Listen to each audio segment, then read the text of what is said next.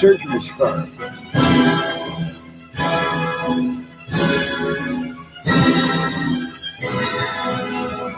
We'll just play some fancy music since it's been a long time since I've been on.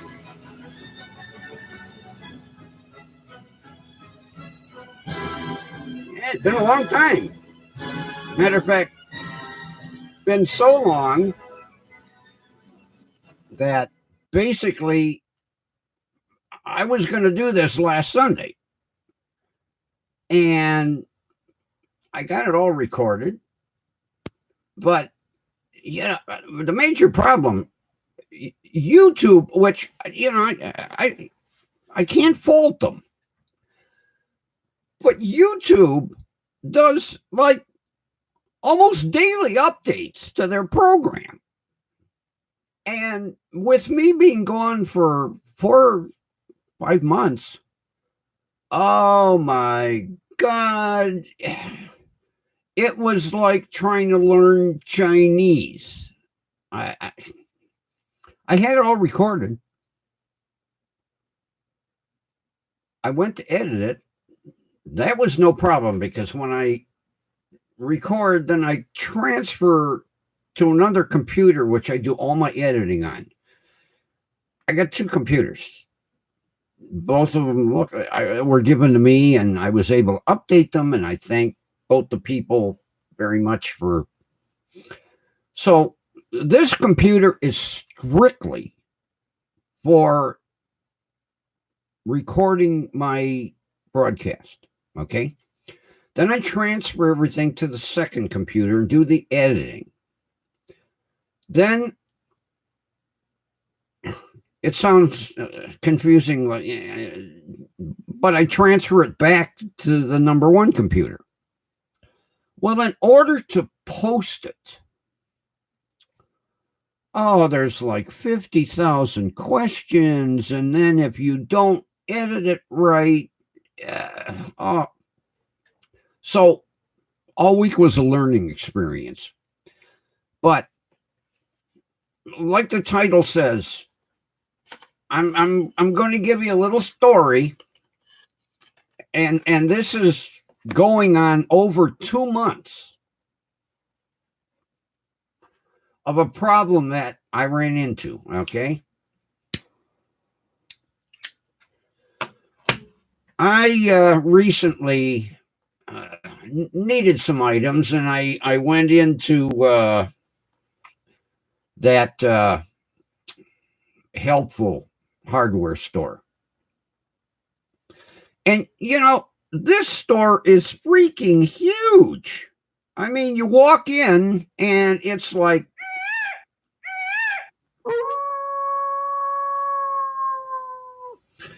and trying to find somebody is next to impossible.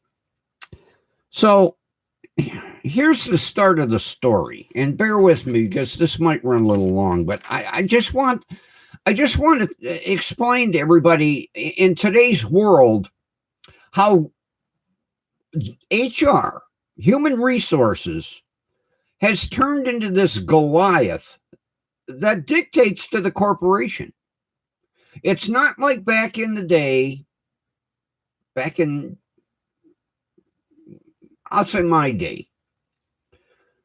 If you screwed up and you had a problem with a customer, you were gone. No warnings, no slaps on the hands. You were gone. Not today. Oh my God. Like I say, this is going on almost 3 months. So I go into, you know, this, and it's not a warehouse. It's that hardware store that helps you.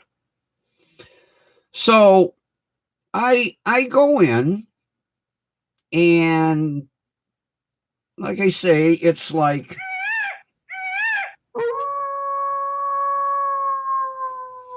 so finally, this young girl comes up to help me. Now, my original reason for going in was I I broke one of my Craftsman sockets.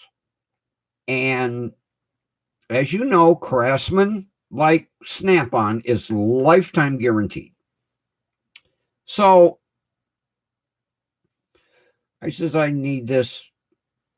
The girl goes, we don't have it. I says, can you order it? Nope, can't order it. Go to Lowe's. I said, excuse me? You can't order? It's a Craftsman. Nope.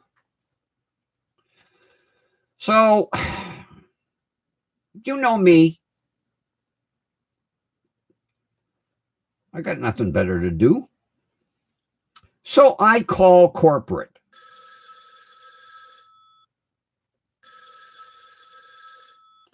And I explained to corporate what happened. Now, this is on a Sunday, which amazed me because corporate, actually, they got people there 7 days a week. We'll have the district manager contact you. So I'm expecting Monday, Tuesday. No. Within a half an hour, he's on the phone. So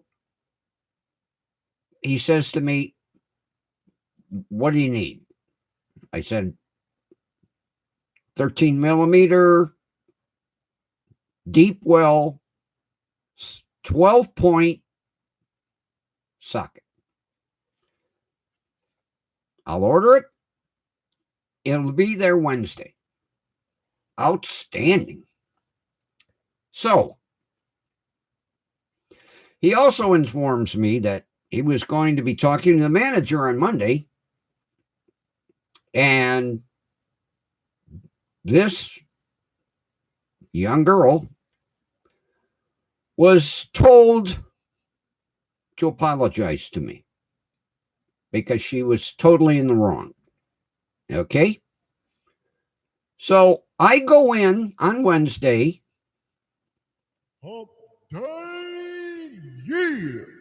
And I walk up to the register because I saw the socket sitting on the back counter. In the meantime, she's stalking 6 feet away from me. We make eye contact. And instead of getting my apology,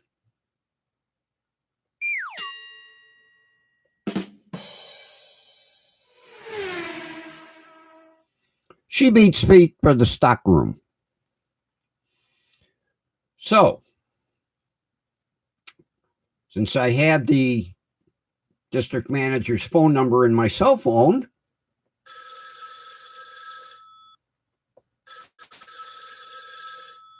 I call him and I explain what happened. He says, I will be in the store next week. I will talk to her. You will get your apology, and after I talk to her, you go in the store. All right. So here we go again. So I go in the store, and she spots me. Back to the storeroom, probably laughing her butt off. All right. So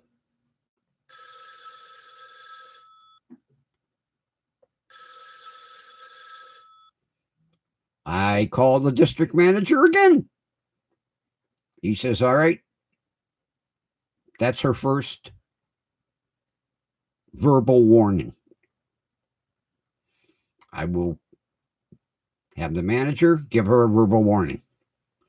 So he calls me back and he says she's going to be working on X day. She's got her verbal warning. You will get your face-to-face apology. All right. So I go in again.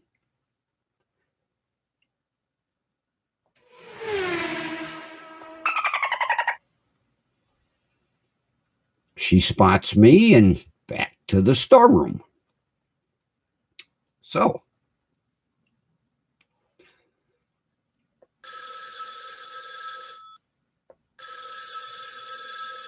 by now, the district manager and I are on a first name basis. So I explained what happened again. He says, all right, I'm going to be in the store on Wednesday. She will be getting a write-up.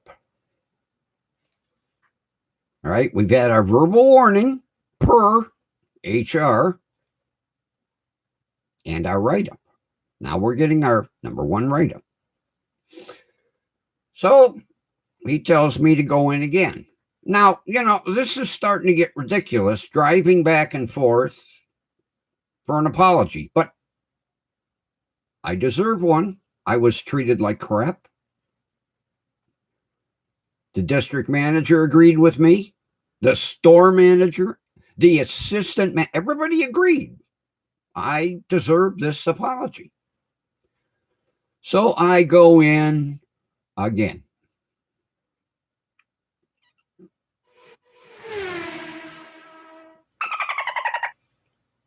Back into the storeroom she goes. So guess what? Here we go again.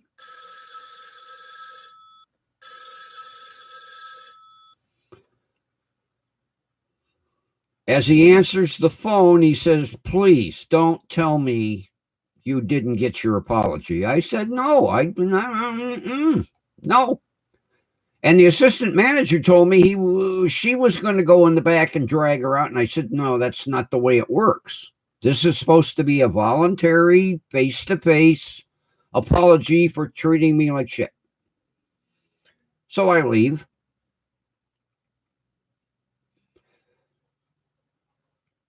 He gives her write-up number 2. Okay. Now I'm going to get to how this works real soon here. So he tells me this is her schedule. She's working XXXX. Go in one of those. All right.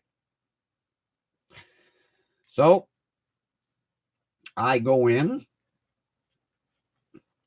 and I'm looking for her.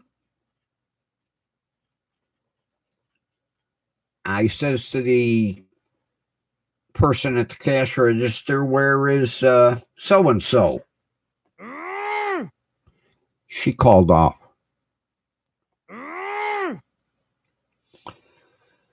Okay. Now, here's how this works. I haven't been back. We're starting into our 3rd month. Here's how this works.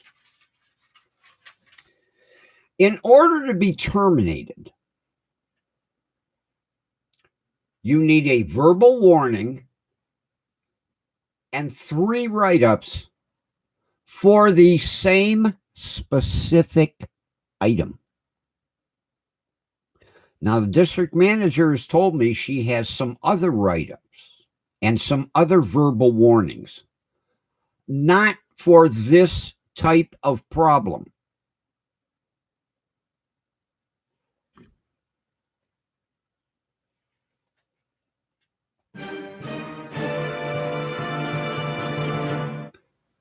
This is ridiculous.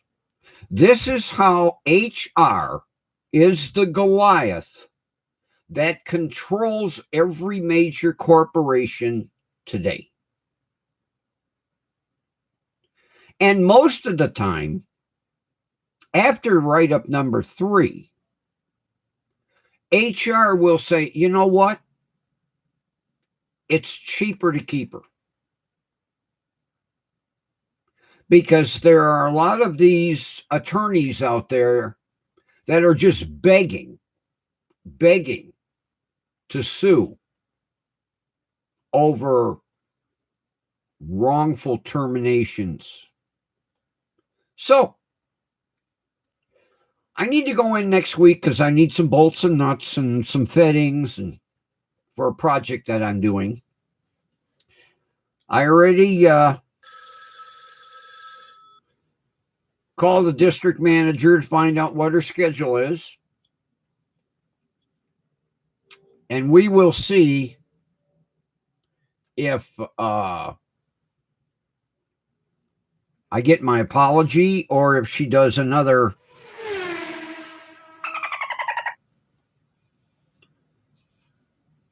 But it's ridiculous, people. It's totally ridiculous because I can see what's going to happen just by as huge as this outfit is. She'll get right up number 3 and probably get transferred to another store where the same crap is probably going to happen. But being worried about being sued, that's probably what they will do. And poor customer service exists everywhere. I told you about going into the one 3-letter drugstore where the cashier dropped a couple of F-bombs on me, told me to go somewhere else. So, and the manager of that store, you talk about, when I told him, he said to me, "That's my best employee." Wow! I was shocked. Thank God I wasn't dealing with the worst employee. All right, that's it, people. I just wanted to pitch a long gripe here. And I think we're going to sign off with one of my favorite DJs, and I miss him since he retired. Good old John Lanigan. This was his favorite Friday sign-off song. We'll give a little listen before I sign off. I miss you, John Lanigan. I wish you wouldn't have never retired.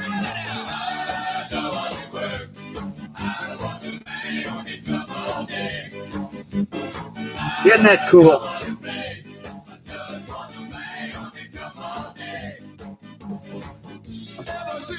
Every Friday, this was John's sign-off.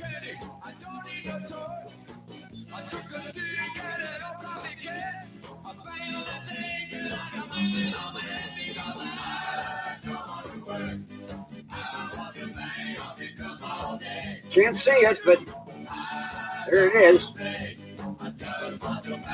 Don't ever piss off your ENT. It'll slit your throat, people.